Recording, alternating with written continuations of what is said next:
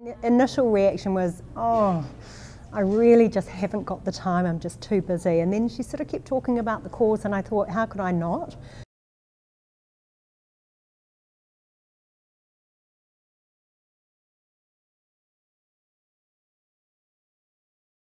I used to own a boarding house in Herne Bay, and one of my most precious life lessons was that actually luck's got a lot to do with how our life pans out. And I built up a lovely friendship, a lovely relationship with one of the chaps that lived in the boarding house, and he had actually used LifeWise services. It's a very long story and he's since passed away, but it was a really precious lesson to learn.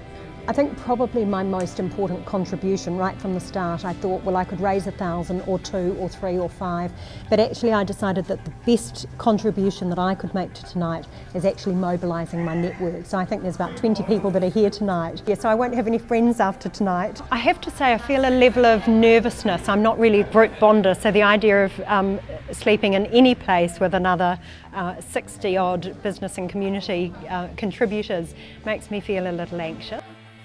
I said to a chap, if he donated $100 to my cause, I'd go without a pillow. So I'm feeling like I might be regretting that at 3 o'clock in the morning.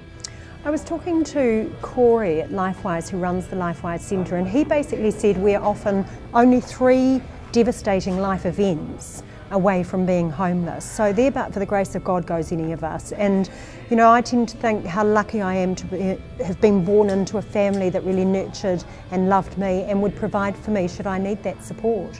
Look, I think what LifeWise have done very, very well is they haven't just asked people for money. They've mobilised a community, and not just a segment of the community.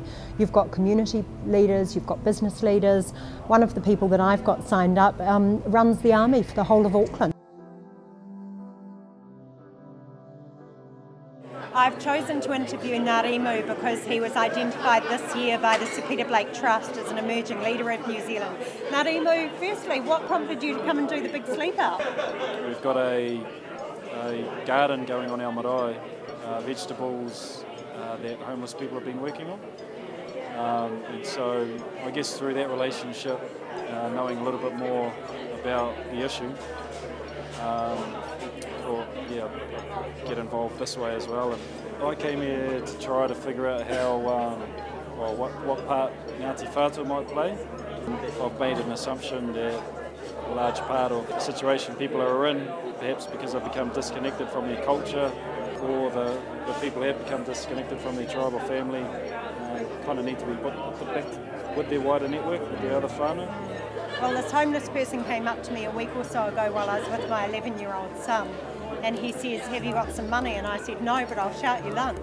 So I took him into Baker's Delight. We just got to the front of the queue and he said to me, if you don't mind, I think I'd prefer a custard square from up the road, the bakery up the road. So we packed up, went to the bakery up the road.